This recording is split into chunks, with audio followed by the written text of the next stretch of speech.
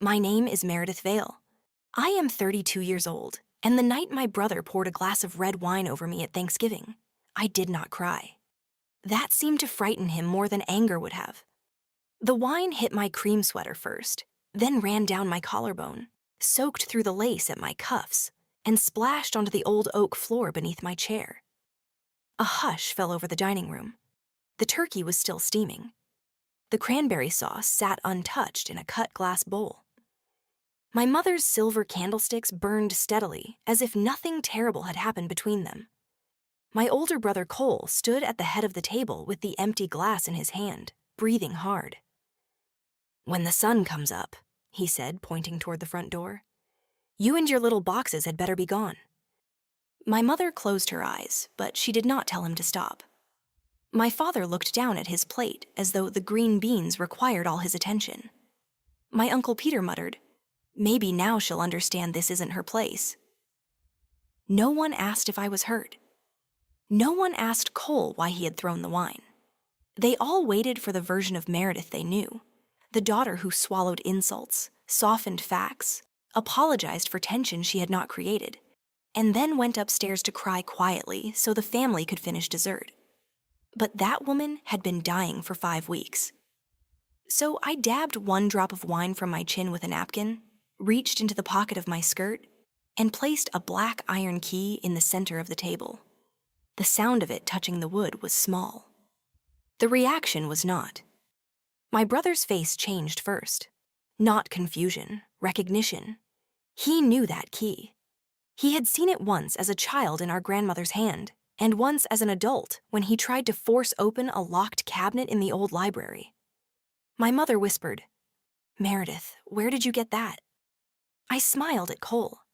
"You told me to leave by sunrise," I said. "So before sunrise, tell Mom and Dad why you borrowed against a house you never owned, copied my signature onto a bank guarantee, and used Uncle Peter's notary stamp to make it look legal." 3 phones buzzed at once.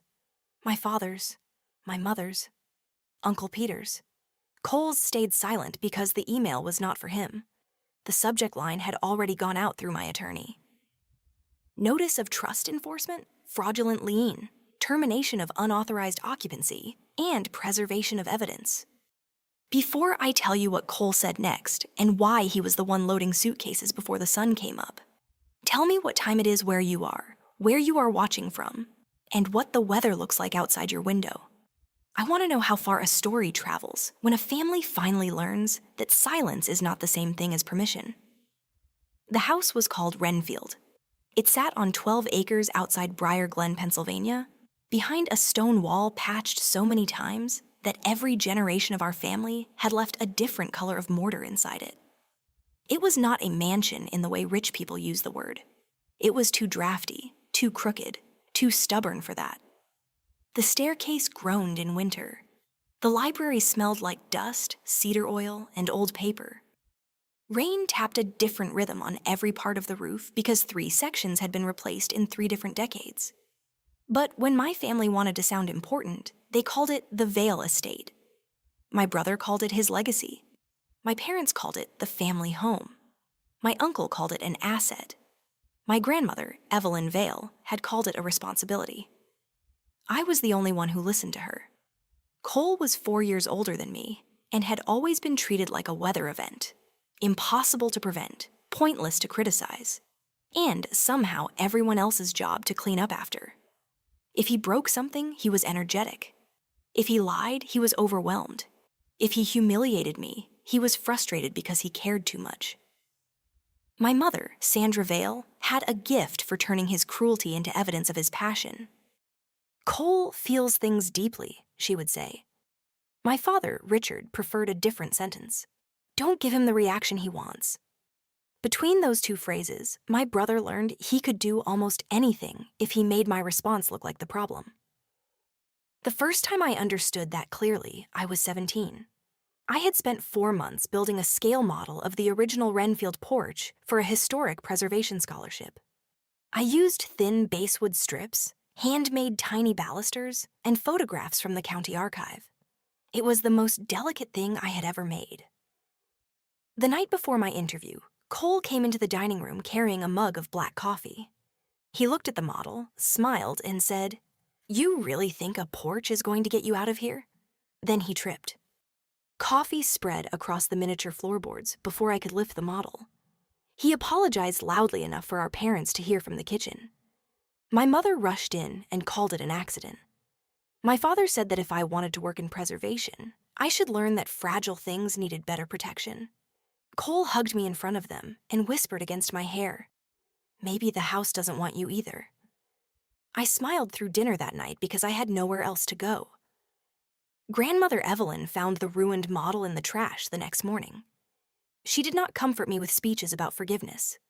She carried the pieces to her workroom, laid them out on brown paper, and spent an hour studying the damage. Then she looked at me and said, "A broken thing tells the truth about the hands that touched it." 2 weeks later, she gave me the black iron key. It had a small copper tag tied to it with blue thread. "Some people think access means ownership," she told me. "You will need to know the difference." I thought she meant the workroom. I did not understand that she had already begun protecting the entire house. Evelyn died when I was 26, 6 years before that Thanksgiving. The funeral ended with everyone praising Evelyn's strength while quietly calculating what Wrenfield might become. After the funeral, my parents remained in the house. I moved to Harrisburg, worked as a preservation consultant, and slowly built a life that did not depend on family approval. Cole launched a company called Vale Heritage Events, promising elegant weddings, corporate retreats, and authentic historic experiences at Wrenfield. At first, I thought his online posts were only vanity. Then I learned strangers had already been renting rooms, booking dinners, and treating Wrenfield like Cole's private venue. I did not know then that Cole had already gone further. 5 weeks before Thanksgiving, a certified letter arrived at my apartment. It came from Briar Glen Community Bank. The notice said a renovation bridge loan secured against Wrenfield was in default. Amount due, $538,000. My name appeared under the words trustee, property owner, and personal guarantor. I stared at the page for so long the letters blurred. I had never borrowed money against Wrenfield. I had never guaranteed a loan for Cole. I had not signed anything for the bank, the event company, or my parents. I called the number on the notice and spoke to a loan officer who sounded sympathetic at first, then cautious. 2 hours later, she sent me a scanned copy of the loan file. There was my driver's license. There was my digital signature. There was a notarized acknowledgment stating I had appeared before Peter Vale, notary public, on April 16th. Uncle Peter, my father's younger brother. The signature looked close enough to fool someone who did not know how I wrote my M's. But it was not mine. For 3 days, I lived inside a cold, quiet panic. Then I called Lydia Park. Lydia was an attorney I had met during a preservation dispute involving a condemned theater. She specialized in real estate fraud, trusts, and the kind of families who dressed theft in words like legacy. Her office was on the 6th floor of a narrow building with uneven elevators and a waiting room full of plants that looked better cared for than most people. She listened without interrupting. When I finished, she asked one question. "Who gave you the key?" "My grandmother." "Bring it." I did. Lydia searched the county records, retrieved the old trust filings, and found what my family had spent years avoiding. Wrenfield was not owned by my parents. It was not owned by Cole. It was not jointly owned by the family. 3 years before her death, Evelyn had transferred Wrenfield into the Evelyn Vale Heritage Trust. She remained trustee while alive. Upon her death, I became successor trustee and sole beneficial owner of the real property. My parents had conditional lifetime occupancy rights. Those rights were specific. They could live there. They could maintain the property. They could not sell it, mortgage it, lease it commercially, pledge it as collateral, convert it into an event venue, or allow anyone else to do those things without my written consent. If they assisted or knowingly permitted those violations, their occupancy rights could be terminated after notice. Cole had no rights at all. Grandmother had left him $175,000 outright during her lifetime to invest in a business. The ledger noted that he had exhausted it in 19 months. Lydia leaned back in her chair after reading the trust. Your grandmother expected this. I wanted to defend my family even then. Maybe they misunderstood. Maybe Cole thought Mom and Dad owned it. Maybe Uncle Peter believed paperwork had been handled elsewhere. Lydia did not argue with my maybes. She simply began gathering facts. A document examiner compared my verified signatures to the bank guarantee. A digital specialist traced the loan packet to Cole's office computer. The metadata on the guarantee showed that my signature had been lifted from a lease application I submitted 5 years earlier for a small studio space. The notary log contained my name, but the entry number had been squeezed between 2 others in a different ink. Uncle Peter had backdated it. We found event contracts for 12 weddings, 4 corporate dinners, and a political fundraiser. We found invoices from a caterer, partly owned by Cole's fiancée, Marissa. We found photographs of the library stripped of several original rugs to make room for a champagne bar. Then Lydia found the worst part. Cole had created a reserve account called Wrenfield Restoration Fund. My parents believed it held money for roof repairs, termite treatment, and restoration of the Carriage House Foundation. Bank records showed deposits from event clients, then withdrawals, vendor payments that led to shell companies, transfers to Cole's catering company, a luxury SUV payment, 2 resort invoices, a $10,000 consulting fee to Uncle Peter. The roof, according to the contractor Lydia hired, had been patched with the cheapest material available. The carriage house wiring was unsafe. The foundation needed immediate stabilization. Cole had not borrowed money to save the house. He had used the house to save his failing image. For 5 weeks, I said nothing to my family. For 5 weeks, I answered politely while Lydia prepared the case and warned me to document every conversation. On Thanksgiving, I wore a small recorder under my collar. Thanksgiving at Wrenfield began the way all our holidays did. Beautiful table, controlled smiles, and tiny insults passed like bread. My mother had arranged ivory taper candles, linen napkins, and the old blue china she claimed grandmother had promised to her. The dining room windows reflected us back at ourselves because night had fallen early. My father carved the turkey with the seriousness of a judge. Uncle Peter poured wine too quickly. Cole sat at the head of the table, even though my father had not offered him the chair. Marissa arrived after dinner with her parents, who owned a regional restaurant group. Cole wanted their investment in a new branch of his company. He talked loudly about expanding Wrenfield into a full-season venue with outdoor tenting, boutique lodging, and a family-led hospitality experience. I asked one quiet question. How can you expand an event venue on a property you don't own? The room cooled. Cole laughed. There she is. My mother sighed my name like a warning. Meredith, please.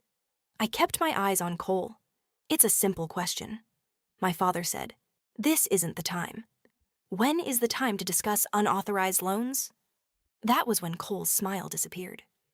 He stood, lifted his glass, and said to Marissa's parents, this is what I mean. Some people would rather watch a family fail than admit they never did anything useful with their lives. I asked whether he considered forgery useful. The word landed like a plate breaking. Uncle Peter's hand tightened around his fork. My mother said, you need to be very careful. Cole walked around the table with his glass in hand. You come here twice a year, judge everything, and then run back to your little apartment. You don't get to threaten the people keeping this place alive. The house is not alive because you sell cocktails in it. That was when he threw the wine. The red arc seemed almost slow in the candlelight. Then it hit me. For 1 second, the room held its breath. Cole pointed toward the front hall. When the sun comes up, you'd better be gone. And I understood, with a kind of cold relief, that he had made the choice for everyone in the room. I placed the black iron key on the table. Then the phones buzzed. My father read the email first. His face changed from irritation to confusion, then to something close to fear. My mother reached for her phone with fingers that had begun to shake.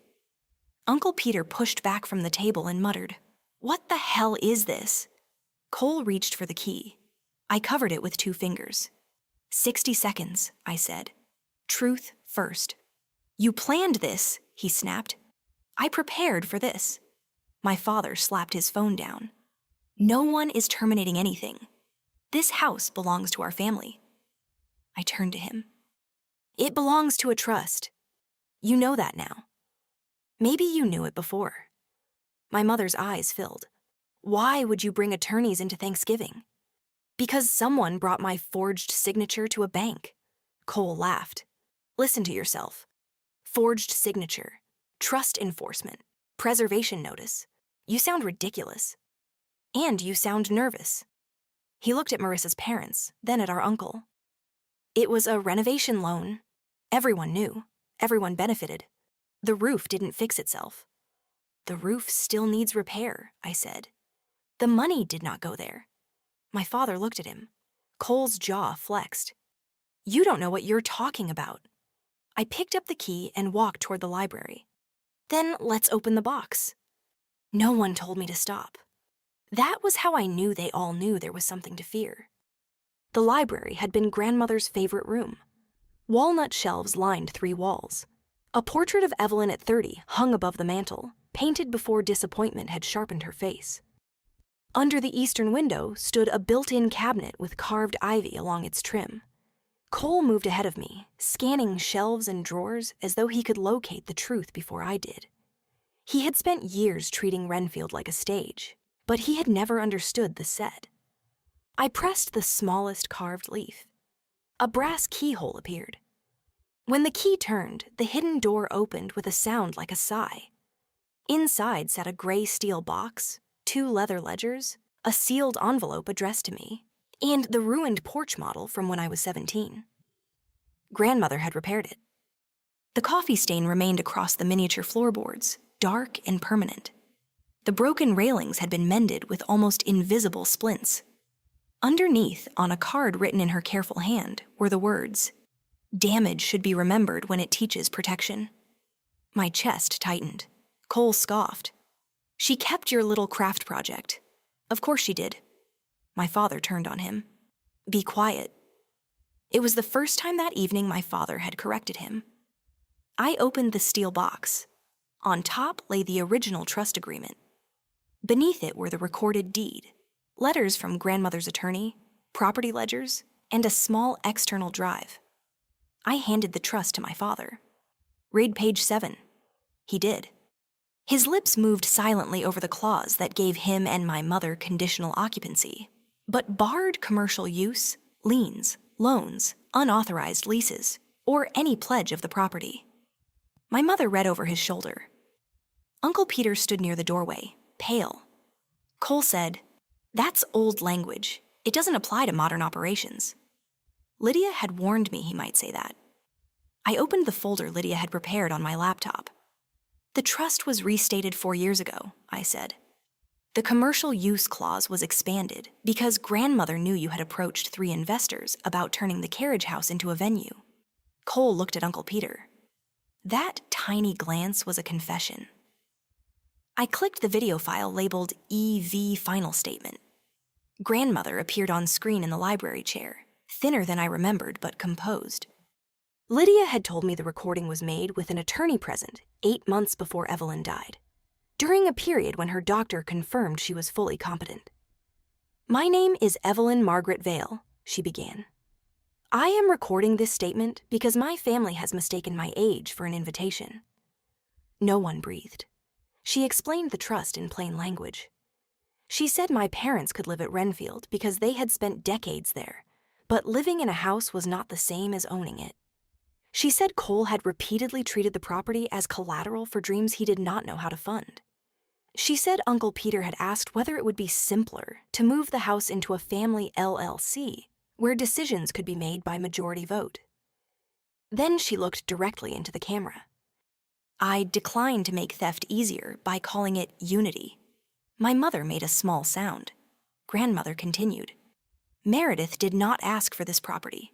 She asked me whether we could transfer it to a preservation nonprofit. I refused because nonprofits can sell old things as efficiently as relatives can. Meredith understands stewardship. She repairs without pretending. Damage never existed. Cole collects appearances and leaves invoices behind. Richard and Sandra love peace too much when peace requires someone else to pay for it. Peter understands paperwork well enough to be dangerous with it. For that reason, I have placed enforcement powers directly with Meredith. Cole stepped toward the laptop. My father blocked him. Grandmother's voice carried on. If Meredith's consent is falsified, if the property is mortgaged, rented, or converted without written approval, or if my descendants pressure her to surrender control by calling it family loyalty, the trust shall protect her from them. This is not punishment. It is the consequence of being predictable. The video ended. Cole stared at the black screen. She was manipulated. No, I said. She was finished being manipulated. My mother sat slowly in the reading chair. You knew all this for weeks? I knew the law for weeks. I learned the amount slowly. What amount? My father asked. I opened the bank folder. The bridge loan was $538,000.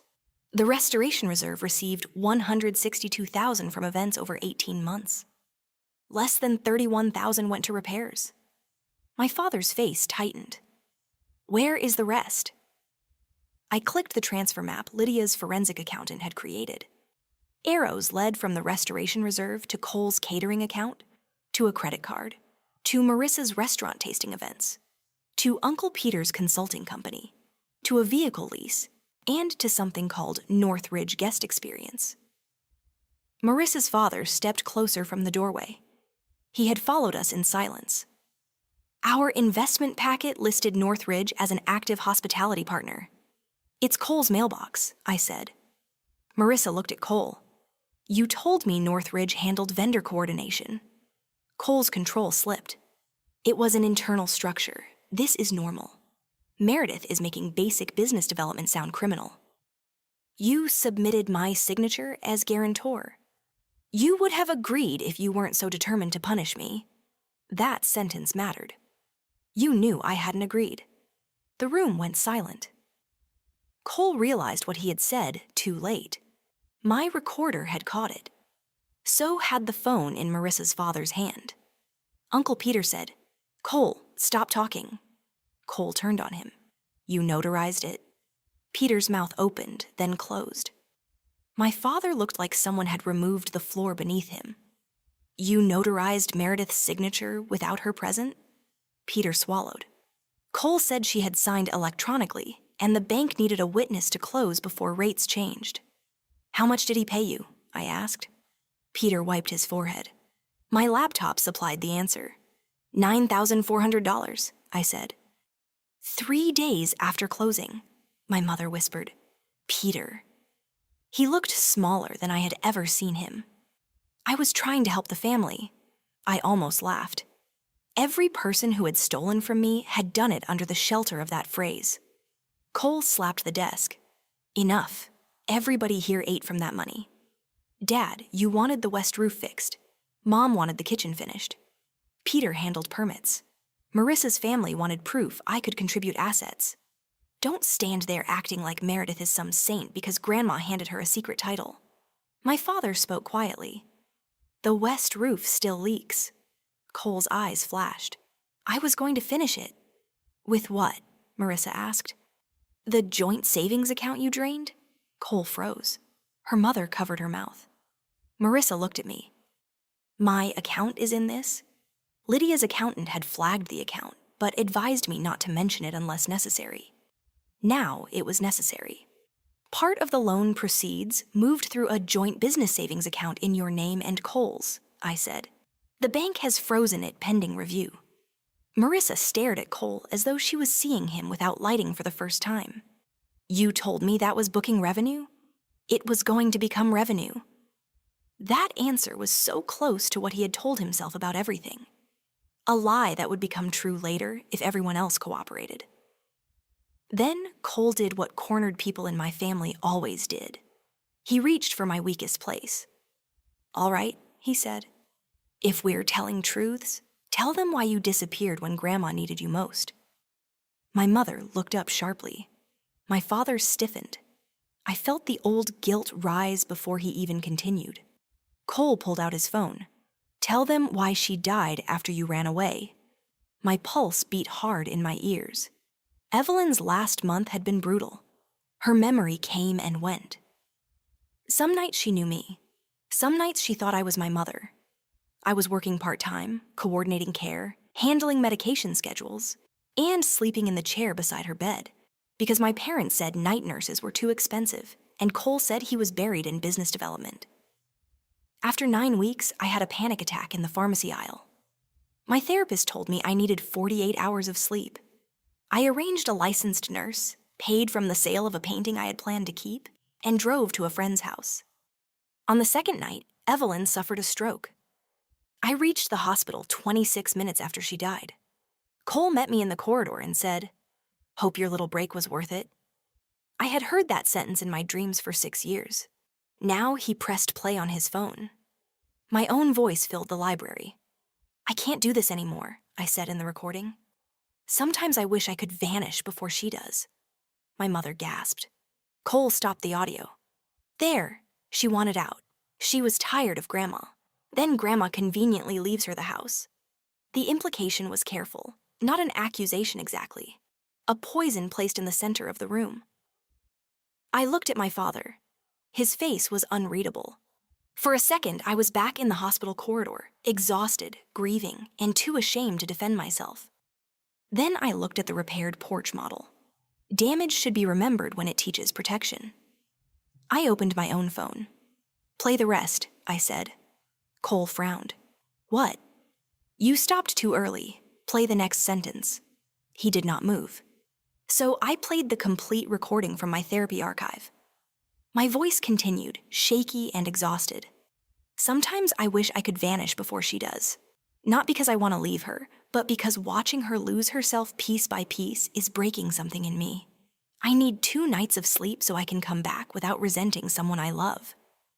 Then my therapist asked, "Who else can help?" My recorded voice answered, "No one will. Mom says seeing Evelyn like this is too upsetting. Dad says professional care is wasteful when family can do it. Cole says caregiving is women's work, even when he uses different words. I sold the Rivergate watercolor today. It will cover 6 weeks of night nursing." My father sat down as if his knees had failed. "The Rivergate painting," he whispered. He knew that painting. It was my first major sale to a private collector. He had once told relatives I sold it because I could not manage rent. "I sent the nursing invoices to the shared family email," I said. "They were deleted from the inbox that same day." Cole said nothing. I opened another file. The archive showed the deletion from his login. My mother looked at him. "You knew she paid for the nurse." He shrugged, but the gesture had lost its power. "She wanted credit for everything?" "No," I said. "You needed everyone to believe I abandoned grandmother because gratitude would have ruined the story you used to make them trust you." His face twisted. Then he grabbed the steel box and hurled it toward the fireplace. My father moved before I did. He caught the box awkwardly against his chest and stumbled into the chair. Papers flew across the rug. My mother screamed. Cole lunged for the external drive. I stepped between him and the desk. "Touch it," I said, "and my recorder captures you attempting to destroy evidence after receiving a preservation notice." He froze. For the first time in my adult life, my brother looked at me and understood I had not come to Thanksgiving, hoping to be loved. I had come prepared. Headlights swept across the library windows. Tires crunched over gravel. Cole turned toward the sound. I glanced at the clock on the mantel. "Your 60 seconds ended a long time ago." The people at the door were Lydia Park, a licensed process server, and Daniel Reyes, the forensic accountant appointed under the emergency order. Lydia had not planned to enter unless I texted one word. I had sent it the moment Cole threw the wine. Lydia stepped into the library, took in the scattered papers and the stain down my sweater, and turned on a body camera used for property inventories. "No one is being forced out tonight," she said calmly. "But the temporary order is in effect. Cole Vale is prohibited from accessing trust property, accounts, records, event systems, client deposits, or any building on these grounds except to collect personal belongings under supervision." The process server handed Cole an envelope. He did not take it, so the man placed it on the desk. "You have been served." Another envelope went to Uncle Peter. That one contained notice to the State Notary Commission, the bank fraud unit, and the court regarding a false acknowledgment. Peter lowered himself into a chair. "Meredith," he said, voice breaking. "Please, I made a mistake." "You made a notarization," Lydia corrected.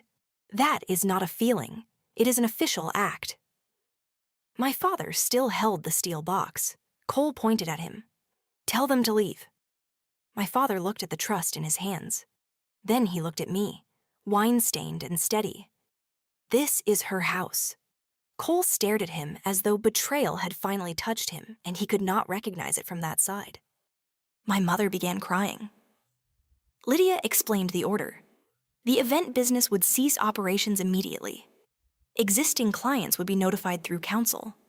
Deposits would be reviewed and refunded where possible from frozen accounts. Employees and legitimate vendors would be prioritized before any owner distribution. The bank would investigate the forged guarantee. The court would decide whether the lien should be voided. Any potential criminal charges would be up to authorities, not to me. Cole laughed harshly. "So this is your victory? Lawyers taking apart everything I built?" "You built it on a signature you stole," my mother whispered. "What happens to us?" That question hurt because I still loved her in the strange, complicated way children can love parents who did not protect them. "You and Dad have 30 days to produce records, explain what you knew, and decide whether to cooperate," I said. "If you cooperate, I will help with relocation. If you fight the enforcement clause, Lydia will name you in the trust action." My mother looked offended. "You would evict your own parents? You let Cole tell me to leave by sunrise from a house he never owned." She pressed a napkin to her mouth. My father looked at the floor. Cole exploded. "You're negotiating with her? She's blackmailing you with Grandma's paperwork." Dad's voice rose for the first time. "You emptied the restoration fund. I was going to replace it." "With what?" Dad asked. "Your company is insolvent." The word seemed to strike Cole harder than any insult. Insolvent. Not misunderstood, not ambitious. Not temporarily strained. Insolvent. His fiancée Marissa took off her engagement ring so quietly that no one noticed until she placed it on the desk beside the envelope. Cole stared at it. "Don't be dramatic." She laughed once, a terrible sound. "You used my savings, my parents' credibility, and your sister's stolen signature to sell a future that wasn't yours. It was going to be ours." "No," she said. "It was going to be another room where everyone else paid when you failed." She walked out with her parents. Cole tried to follow, but Lydia reminded him that attempting to remove documents, threaten witnesses, or enter event systems would violate the order. He stood in the center of the library, surrounded by people who had finally stopped organizing themselves around his version of events. At 5:41 the next morning, I stood on the front porch in a borrowed coat because my sweater still smelled like wine. Cole loaded 2 suitcases into his truck. Legally, he could have requested supervised access later that week, but my father had told him he was no longer welcome overnight. As he passed me, he stopped. "You destroyed my life." The sky beyond the trees was turning pale. "No," I said. "I stopped letting you finance it with mine." He drove away at 5:58, 2 minutes before the deadline he had given me. The legal process lasted 7 months. The bank released the fraudulent lien after the examiner confirmed my signature had been copied. Cole's event company collapsed because it had been built on debt, false assets, unpaid vendors, and client deposits he could no longer legally honor. He accepted a plea agreement involving restitution, probation, and restrictions on managing client funds. Uncle Peter lost his notary commission and settled separately with the bank. My parents chose cooperation after Lydia showed them how much worse the case could become if they insisted they had known nothing, while bank deposits proved they had accepted monthly payments from Cole's event account. They had not copied my signature. They had not filled out the loan packet. But they had ignored every suspicious sign, because Cole's performance of success made their lives comfortable. Under the trust, their occupancy rights ended. I paid the deposit and 4 months of rent on a small townhouse near my mother's sister. Not because they deserved rescue, because I wanted my first act as the uncontested owner of Wrenfield to be different from what Cole would have done with power. Boundaries, not cruelty. After they moved out, the house became very quiet. The repairs were worse than expected. The west roof leaked into a bedroom wall. The carriage house wiring violated code. Several original doors had been removed to create a cleaner guest flow for weddings. The kitchen renovation my mother loved had been paid for with vendor credit Cole had never settled. Winning did not make life easy. It made the hard work honest. I postponed 2 consulting projects, used part of the settlement money, sold 3 small paintings, and began restoring Wrenfield room by room. In the library, I framed the ruined porch model inside a glass case. I did not hide the coffee stain. Below it, I placed grandmother's note. Damage should be remembered when it teaches protection. Visitors sometimes ask why I display something imperfect in the most beautiful room of the house. I tell them the truth. Because pretending damage never happened is how people like Cole keep getting keys. The next Thanksgiving, I ate at the same table with a few people who did not require me to shrink so the room could stay comfortable.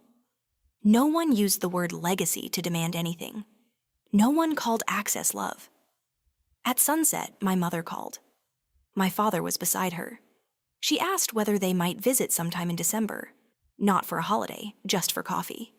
It was the first time she had asked instead of announced. I said yes, with 2 conditions. They would call ahead. And Cole would not be discussed as if his consequences were something I had done to him. My mother was quiet. Then she said, "All right." It was not forgiveness. It was not reconciliation. It was a small door opened carefully, with my hand still on the lock. Cole and I did not reconcile. He sent 1 email after sentencing. "Grandmother chose you because you knew how to look helpless." I read it once, saved it for my records, and blocked him. The old Meredith would have written pages defending herself. The woman standing in Wrenfield's library did not need to convince a thief that stealing was wrong. People ask whether Thanksgiving was the night I got revenge. I understand why. There was wine, a secret key, a forged signature, a courtroom order, and a brother leaving before sunrise from a house he had tried to steal. It sounds like revenge when told quickly, but living it did not feel like a clever punishment. It felt like finally refusing to become the floor everyone wiped their shoes on. My brother believed humiliation would send me upstairs, silent and obedient. Instead, he gave me the public moment my attorney had warned might never come. My parents believed peace meant staying comfortable. They learned that peace built on someone else's erased consent is only a delayed collapse. Uncle Peter believed a stamp could turn fraud into formality. He learned that paperwork remembers. And I learned that owning something is not only about a deed, a trust, or a key. It is about claiming your right to say no when people have trained themselves to hear your silence as yes. I still have the black iron key. Sometimes I hold it before opening the library cabinet, not because I need proof anymore, but because it reminds me of the difference between bitterness and protection. Bitterness wants the house to burn because someone hurt you inside it. Protection changes the locks, repairs the roof, preserves the evidence, and decides who may enter next. So if a family tells you to leave a place you secretly saved, protected, or legally owned, ask yourself one question. Are they angry because you are taking something from them? Or because you finally stopped letting them take it from you? Thank you for listening to this fictional story until the end. It was created for entertainment, reflection, and discussion. May it remind you that boundaries are not betrayal, documents matter, and the people who confuse your patience with permission should not be surprised when the truth finally sits down at the table with them.